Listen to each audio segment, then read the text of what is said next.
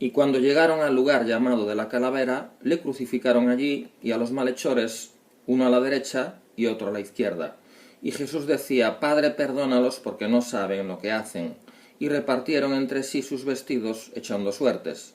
Y el pueblo estaba mirando, y aun los gobernantes se burlaban de él, diciendo: a otro salvó, sálvese a sí mismo, si este es el Cristo, el escogido de Dios. Los soldados también le escarnecían, acercándose y presentándole vinagre, y diciendo: si tú eres el rey de los judíos, sálvate a ti mismo. Había también sobre él un título escrito con letras griegas, latinas y hebreas: Este es el rey de los judíos. Y uno de los malhechores que estaban colgados le injuriaba diciendo: si tú eres el Cristo, sálvate a ti mismo y a nosotros. Vamos a seguir luego leyendo otro poco, pero de momento quisiera comentar lo siguiente. El Señor Jesús en el versículo 34 hace una oración tremenda. Estando en agonía intensa, estando a punto de morir, con un sufrimiento inenarrable, lejos de pensar en sí mismo, ora por aquellos que le habían causado daño. Ora por sus enemigos, ora al Padre diciendo: Padre, perdónalos porque no saben lo que hacen. Por supuesto que ahí el Señor demuestra su amor hacia todos, incluso hacia sus enemigos, pero al hacerlo, al mismo tiempo está sembrando una semilla. Ya veremos que esa semilla va a dar fruto en determinados corazones, pero si recordamos la parábola del sembrador, hay corazones que son como esa tierra dura, es como cuando la semilla cae junto al camino, entonces no puede dar fruto. Entonces hemos visto aquí tres tipos de personas. Por un lado, los gobernantes, los líderes del pueblo, los fariseos, que seguían injuriándolo y burlándose de él. Aunque Jesús oró por ellos, eso digamos que no dio fruto en ese tipo de corazón. Luego vimos el brazo ejecutor del gobierno político, del gobierno romano, los soldados, que también los escarnecían. Tampoco en esos corazones pudo dar fruto esa semilla, sembrada por el Señor. Y por último, vimos uno de los malhechores que estaba crucificado con él, que de alguna manera no había ningún tipo de arrepentimiento, no mostró arrepentimiento alguno por sus hechos, y lo único que trataba era de librarse de las consecuencias de sus malas acciones. Pero tampoco ahí hubo fruto. Pero vamos a seguir leyendo y vamos a ver dónde sí hubo fruto. Seguimos leyendo a partir del versículo 40, vemos lo que dijo el otro malhechor. Respondiendo el otro le reprendió diciendo: ¿ni aun tú temes a Dios estando en la misma condenación? Nosotros a la vez justamente padecemos, porque recibimos lo que merecieron nuestros hechos, mas éste ningún mal hizo. Y dijo Jesús: acuérdate de mí cuando vengas en tu reino. Entonces Jesús le dijo: de cierto te digo que hoy estarás conmigo en el paraíso. Las primicias, el primer fruto, la primera conversión. Uno que estaba crucificado junto a él.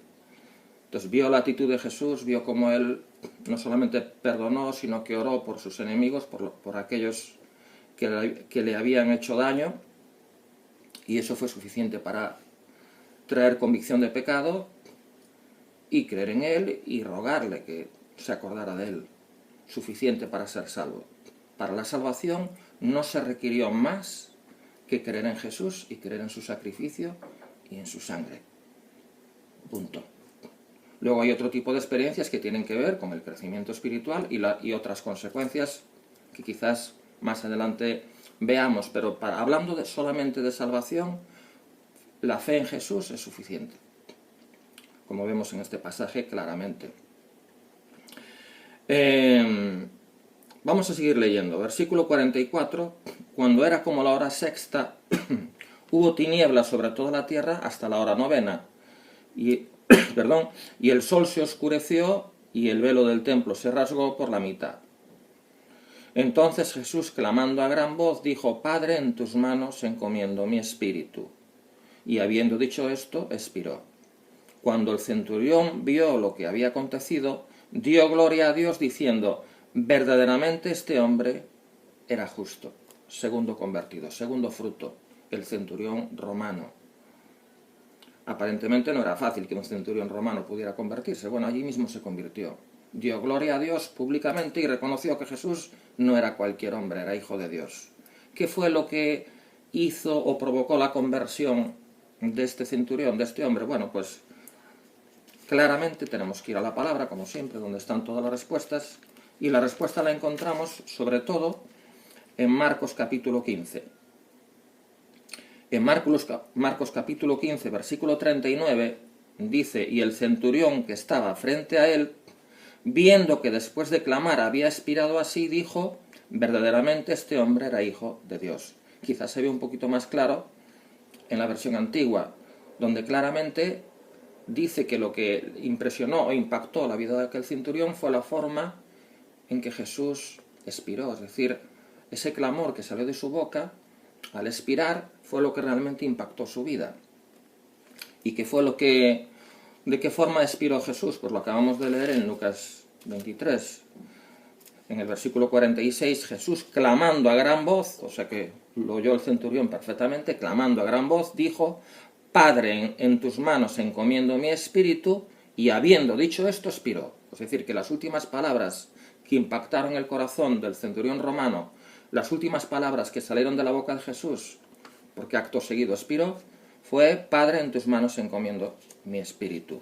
Seguramente el centurión romano había visto morir a mucha gente. Y los había visto morir, seguramente unos maldiciendo a Roma, maldiciendo a los romanos, qué sé yo, mostrando desesperación, o no queriendo morir, o tratando de huir de la muerte. Pero seguramente el centurión romano no vio a nadie morir en la forma que lo hizo Jesús, con una paz y confianza absoluta en el Padre, encomendando su espíritu al Padre. Eso fue lo que realmente trajo convicción al corazón del centurión. También en Mateo comenta que tuvo que ver la creación natural. En Mateo, si leemos el texto de Mateo capítulo 27 y versículo 54, dice: el centurión y los que estaban con él guardando a Jesús, visto el terremoto y las cosas que habían sido hechas, temieron en gran manera y dijeron: verdaderamente este era hijo de Dios. Es decir, que la creación natural también dio testimonio. El sol se oscureció, se enlutó, no dio su calor, su energía, su luz, que es un símbolo de gozo y de alegría. Se enlutó. La creación, dice que hubo un terremoto. Lo acabamos de leer en Mateo. El Señor dijo en una ocasión que si estos callaran, las piedras hablarían. Las piedras tuvieron que hablar, porque nadie estaba dando gloria a Dios por lo que allí estaba sucediendo. El hecho más grande en la historia del ser humano, la redención de la humanidad entera, pasada, presente y futura. Entonces las piedras tuvieron que hablar. Hubo un terremoto y el sol se oscureció, se enlutó, y durante 3 horas hubo tinieblas. Algo que jamás visto seguramente. Y eso impactó. Fue un testimonio también, junto con las palabras y la actitud de Jesús, para aquel centurión. Y se convirtió en aquel momento dando gloria a Dios. Así que si hubo fruto, el primer fruto fue el malhechor que estaba crucificado junto a él y que le dijo: acuérdate de mí cuando vengas en tu reino. El segundo fue el centurión, pero hubo todavía más fruto. Vamos a verlo. Versículo 48, estoy en Lucas 23, 48. Y toda la multitud de los que estaban presentes en este espectáculo, se ve que muchos habían ido pues a entretenerse viendo ese tipo de evento, viendo lo que había acontecido, se volvían golpeándose el pecho. Bueno, ¿qué tipo de multitud era esta? Bueno, no eran los seguidores de Jesús, porque si leemos el versículo siguiente, el 49, dice: pero todos sus conocidos, dice todos sus conocidos y las mujeres que la habían seguido desde Galilea, estaban lejos mirando estas cosas, por si acaso se habían alejado, por temor, lógicamente. Y entonces los que estaban presentes, los que estaban cerca, pues era la multitud del pueblo, era el populacho, que estaban contemplando el espectáculo. Y dice que se volvían golpeándose el pecho. ¿Qué significa que se volvían golpeándose al pecho? Bueno, pues ¿qué significa eso? Vamos a Lucas capítulo, como siempre las respuestas están en la escritura. Lucas 18, versículo 13. Aquí relata Lucas 18 la parábola del fariseo y el publicano. Y la oración del publicano dice: mas el publicano, estando lejos, no quería ni aun alzar los ojos al cielo, sino que se golpeaba el pecho diciendo: Dios, sé propicio a mí, pecador. Se sentía indigno, por eso no se atrevía ni mirar ni levantar la cabeza, él agachaba, miraba al suelo y luego golpeaba su pecho en señal de arrepentimiento. Y decía: Señor, sé propicio a mí, pecador, no lo merezco, soy un pecador, pero ten misericordia.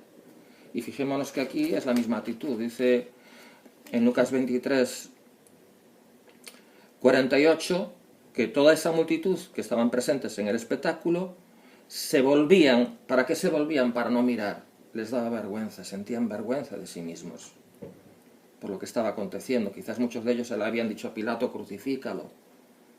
Estos ya no se atrevían a mirar. Sentían vergüenza, sentían pesar. Y luego mostraron su arrepentimiento golpeándose el pecho, como hizo el publicano: sé propicio a mi pecador. Entonces vemos cómo las semillas que sembró Jesús sí dieron fruto. Por eso luego, cuando los apóstoles predicaron, hubo tantos conversos, tantos convertidos. Fue tremendo como en la misma cruz el Señor estuvo sembrando, estuvo ganando almas, estuvo preocupado hasta el último instante, hasta el último aliento, de hacer la voluntad de su Padre, redimiendo a la humanidad, porque es el propósito por el cual Él vino, y ganando almas para su reino. Dios les bendiga.